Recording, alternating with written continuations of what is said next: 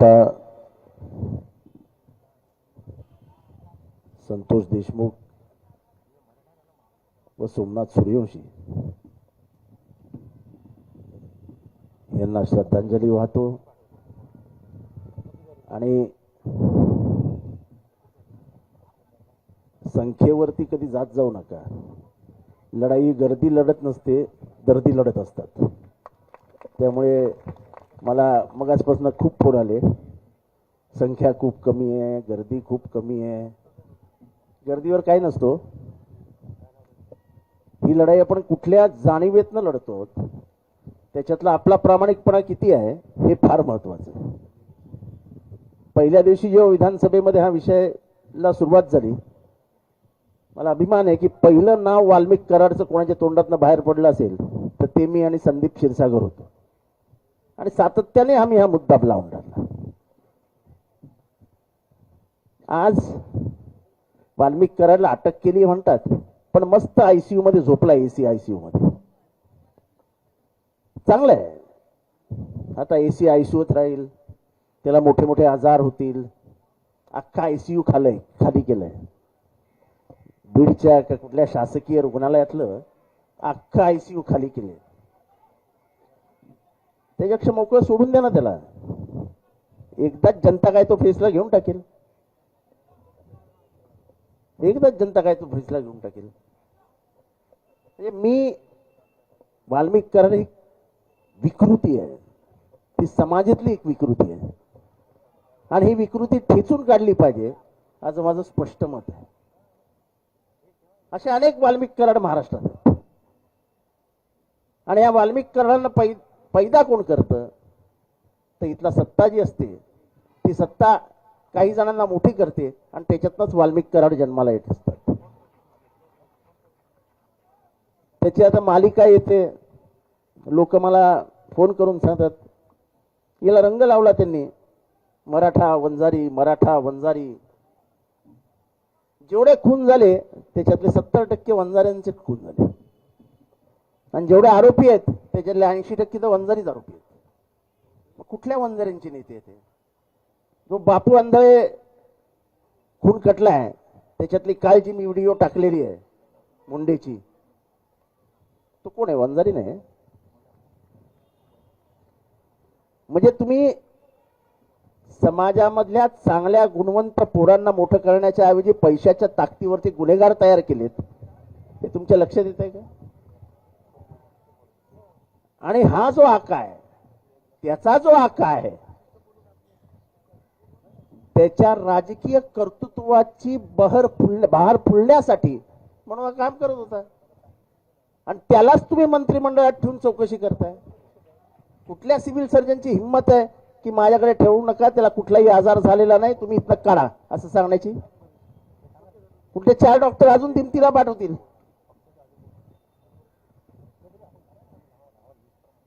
अजून वाल्मिक कराडचे जेवढे मित्र आहेत पोलीसमध्ये ते सगळे बीडमध्येच आहेत.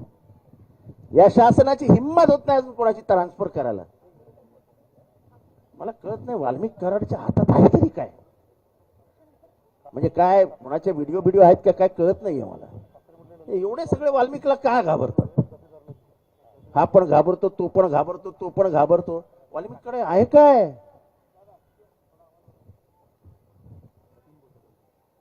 वाल्मिकच्या हातात अशी कुठली गुप्त गोष्ट आहे ज्याच्यामुळे हे काही त्याच्या विरुद्ध बोलत नाही आणि काही करायलाही धजावत नाहीत? धनंजय मुंडेंचा राजीनामा ही आमची पहिल्या दिवसापासूनची मागणी आहे. चौकशी होऊच शकत नाही, होऊच शकत नाही. आणि असाच वाल्मिक कराड जेलमधनं हॉस्पिटलमध्ये जाईल, हॉस्पिटलमधनं जेलमध्ये जाईल, जेलमधनं परत हॉस्पिटलमध्ये येईल, आयुष्य आरामात आपली जिंदगी काढेल. कशाला मुक्का लावता लोकांना? मुक्का लावतात कशाला? ऑर्गनाइज्ड क्राईम उकडून फेकण्यासाठी मुक्का लावतात. तुम्ही तर त्याला सोय करून दिली आहे, मोबाईलवरनं सगळे आदेश आणि त्याचे आदेश पळणारे शासकीय यंत्रणा पण तैनात ठेवली आहे. त्यामुळे या 2 मुलांकडे बघितले की वाईट वाटतं की कसा समाज आपण बघतोय. या समाजातल्या संवेदना संपल्या की काय अशी भीती वाटायला लागते. ही लढाई ही देशमुख विरुद्ध कराड अशी नाही आहे, ही वंजारी विरुद्ध मराठा नाही आहे, ही माणुसकीची लढाई आहे. या महाराष्ट्रातली माणुसकी जिवंत आहे की नाही याची तपासणी घेणारी लढाई आहे. ज्या पद्धतीने हत्या झाली आणि या हत्येच्या मागची जी काही कारण आहेत याचा विचार केल्यानंतर महाराष्ट्रातल्या माणुसकीला फुंकर घालण्यासाठी आपण सगळ्यांनी एकत्र यावं अशी माझी तरी भूमिका आहे. सोमनाथ सूर्यवंशी, मी त्याच्या आईला इथनं सलाम करतो. पोरगा मेला, पण पोराच्या नावाने आलेले 10 लाख रुपये त्या माऊलीने परत पाठवले की माझा पोरगा परत द्या आणि त्याच्या गुन्हेगारांना आधी अटक करा, मला या पैशाची हे देऊन मला तुम्ही दाबू नका. तिने नाही घेतले पैसे. आजही एकाही पोलिसावर कारवाई झालेली नाही. माझा थेट प्रश्न आहे, उभ्या महाराष्ट्राला हे माहित नाही की सोमनाथ सूर्यवंशी मेला कसा. इथे असलेल्या कोणीही मला सांगावं की सोमनाथ सूर्यवंशीच्या मृत्यूचं कारण आणि तो मेला कुठे, सांगायलाच तयार नाही. मी हा विधानसभेमध्ये प्रश्न लावून धरला की सोमनाथ सूर्यवंशी मेला कुठे. जर कस्टडियल डेथ असेल तर मग जो इन्स्पेक्टरच्या कस्टडीमध्ये तो मेला तो इन्स्पेक्टर अजून ड्युटीवर कसा. पण माझं इथनं मी स्पष्टपणाने सांगू शकतो की it is not a custodial death. Somnath Suryavanshi हा मॅजिस्टेरियल कस्टडीमध्ये गेलाय. मॅजिस्टेरियल कस्टडी म्हणजे जेल. आणि जेव्हा जेलमध्ये माणूस मरतो आणि त्याच्या अंगावर जखमा असतात, त्याचा जो पोस्टमॉर्टम रिपोर्ट आहे तो माझ्या अजूनही मोबाईलमध्ये आहे, त्याच्यामध्ये मल्टिपल इंजरीज आणि शॉक हे दिलेलं आहे. म्हणजे ते मारहाण झाल्यानंतर त्याला जो धक्का बसला त्याच्यातनं त्याचा मृत्यू झाला. पण ही मारहाण झाली कुठे, हा मृत्यू झाला किती वाजता. या विधानसभेत उत्तर देत असताना माननीय मुख्यमंत्र्यांनी मला सांगितलं, म्हणजे विधानसभेला सांगितलं की त्याला श्वासोश्वासाचा त्रास होता. मी त्या घरच्यांना विचारलं तर असं कुठलाही त्रास नव्हता. बाबा कुठल्या डॉक्टरची औषधं चालू होती का, कुठेही चालू नव्हती. ही सगळी जातीयवादाची लढाई आहे. इथं वाढत चाललेला मनुवाद ह्या बहुजन समाजाचा जीव घ्यायला निघालेला आहे. आणि इथला मुजोर सत्ताधारी हे मनुवादाला फुंकर घालताय. आपल्या हे लक्षात येत नाही की हे जात वर्चस्ववादाची जी लढाई आहे ह्याच्यामध्ये आपण कसा मार खातो. अक्षय शिंदेला मारला, इतक्या निर्घुणपणाने हत्या होणं हे म्हणजे माझ्या खरोखर शासकीय यंत्रणा जेव्हा पोलिसांमध्ये हस्तक्षेप करायला लागते तेव्हा पोलिसांनाच बदनाम करते. अक्षय शिंदेला ज्या अंतरावरनं गोळी मारली ते अंतर बघितल्यानंतर हास्यास्पद आहे. त्याच्या हाताला बेड्या होत्या असं म्हणतात. मग तो कुठला रिव्हॉल्वर काढणार, कोणाच्या खिशातनं रिव्हॉल्वर काढणार, कुठनं ओढणार. आता तर हेही सिद्ध झालं की त्या रिव्हॉल्वरवरती अक्षय शिंदेच्या हाताच्या निशाणीच नाहीये.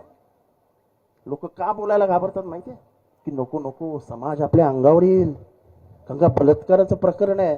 अरे अक्षय शिंदेने तो बलात्कारच केला नाही, केलेल्यांना सोडवण्यासाठी म्हणून अक्षय शिंदेची हत्या झाली. केलेले कोण होते, जे मी जात वर्चस्ववादाची लढाई बोलतोय, केलेले कोण होते. अचानक अक्षय शिंदे मिळाल्यानंतर ते कसे काय हजर होतात. ह्याच्यातला सर्वात मोठी गोष्ट असते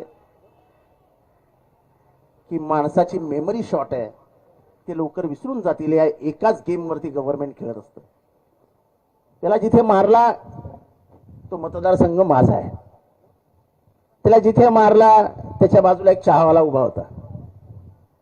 त्या चहावाल्याने व्यवस्थित मला सांगितलं लगेच फोन करून की साहेब अभी इधर कुछ तो भी लफड़ा होगा, फायरिंग का आवाज आहे. आणि नंतर मग अक्षय शिंदेचं दुपारपर्यंत सगळं ओपन झालं.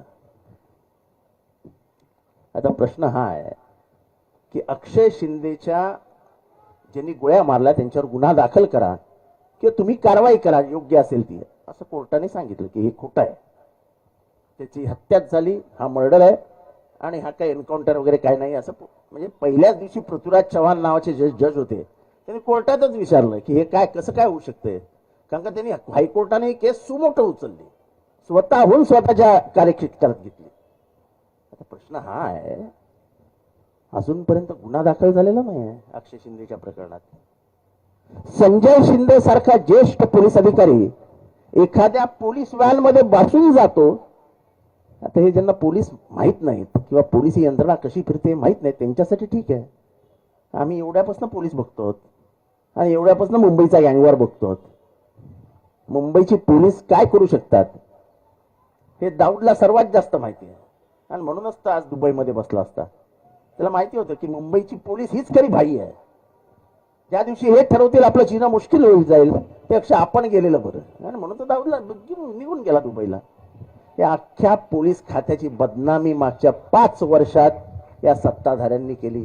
कारण का एवढा हस्तक्षेप पोलीस यंत्रणेमध्ये, पोलीस एकही काम स्वतंत्ररित्या करू शकत नाहीत.